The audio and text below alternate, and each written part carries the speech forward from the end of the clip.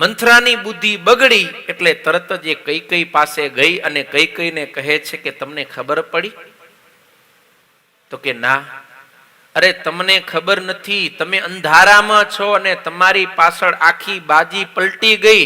પણ થયું શું? ઈ તો કે અરે જો ભરત અત્યારે મોસાળે છે અને રામના રાજ્યાભિષેકની તૈયારી થાય છે. આવતીકાલે સવારે રામ રાજા બની જશે અને રામ રાજા બનશે. આટલા સમાચાર સાંભળ્યા ને કૈકેયી તો રાજી થઈ ગયો. પોતાના કંઠમાં હાર પહેરેલો હતો, નવલખો ઉતારીને મંથરાને આપ્યો. અરે દાસી, આજે તો તે મને કેવા રૂડા સમાચાર આપ્યા. હું તો ક્યારથી રાહ જોતી હતી કે મારો રામ રાજા બને, રામ રાજા બને. શું રામ કાલે રાજા બનશે? રાજી થઈ ગયો કૈકેયી. કેમ? કૈકેયીને રામને વિશે અપાર સ્નેહ હતો. પણ મંથરા કે અરે રાણીબા, તમને કઈ વાતની ખબર નથી પડતા? હું ઘેલા થાવ રે કે હો. અરે તમને ખબર નથી, રામ રાજા થશે અને કૌશલ્યા મહારાણી થશે અને પછી તમને અને ભરતને દેશવટો આપી દેશે હો. અને આમ જ્યાં બોલીને ત્યાં મંથરાને કૈકેયી કે એક મંથરા દાસી, મોં સંભાળીને બોલજે હોય કે મારા રામનું કઈ વાંકું બોલી તો તારી જેબ ખેંચી લઈશ હમણાં. પણ મંથરા કે જો રાણીબા, રામ રાજા બને કે ભરત રાજા બને મને તો કઈ લાભ થવાનો નથી. હું તો રામ રાજા બનશે તોય દાસી રહીશ, ભરત રાજા બનશે તોય દાસી રહીશ. પણ તમારી દાસી છું એટલે મને તમારી ચિંતા થાય.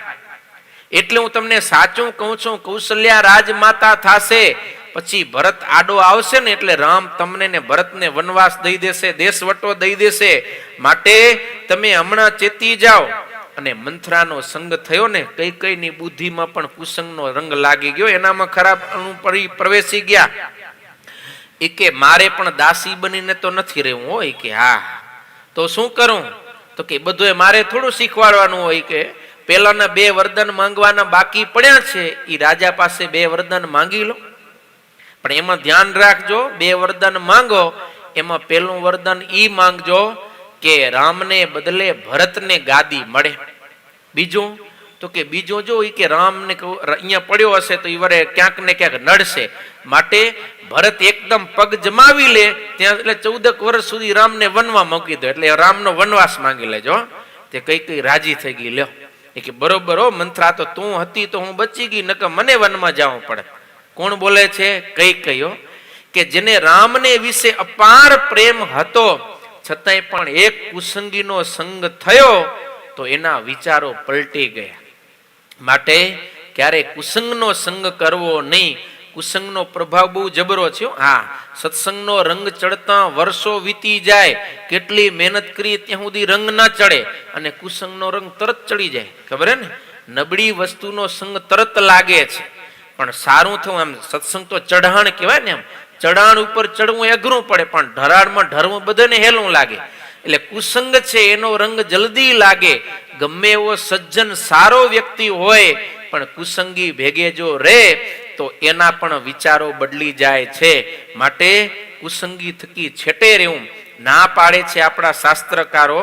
કુસંગીનો સજ્જન કોઈ સંગ કરે ચડે અંગ કુસંગ રંગ. જો ઉજળું વસ્ત્ર વિશેષ હોય કાળું થશે કાજળ સંગ તોય.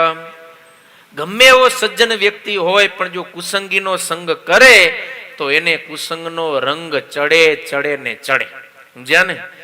ગમે એવું સારું વસ્ત્ર હોય પણ કાજલ ભેગે રાખો તો ગમે એવું સફેદ હોય પણ એને કાળપ તો લાગે. માટે કુસંગીથી છેટા રહેવું.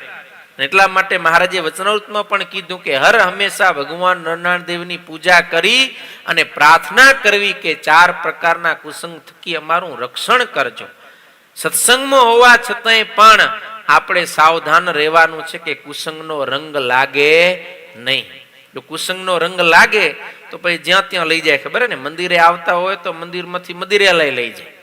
અને જો સત્સંગીનો સંગ થાય તો ગેરમાર્ગે હોય તો ત્યાંથી પણ સન્માર્ગે લાવે.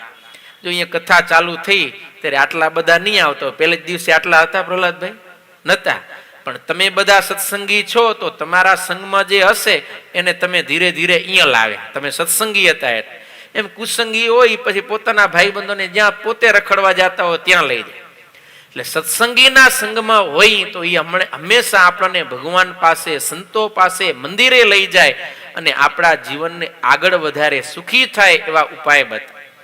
પણ કુસંગીના સંગે જો રહીએ તો આપણી ગણતરી પણ કુસંગી તરીકે થાય. ગમે એવો સજ્જન વ્યક્તિ હોય પણ ખરાબ માણસો ભેગે રખડે તો એનું નામ પણ એના જેવું જ થાય ને. ચોર ભેગે કોઈ સારો માણસ ફરતો હોય તો બધા ક્યાં ચોર જાય રહ્યા હોય. ભલે ગમે એવું ઈમાનદાર માણસ હોય તો ગણતરી ચોર તરીકે થાય.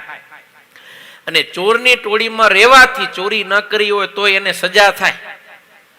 માટે સંગ કોનો કરવો એ પણ આપણે વિચારવું જોઈએ ને. હંમેશા સજ્જનનો સંગ કરવો, પણ કુસંગનો સંગ ન કરવો.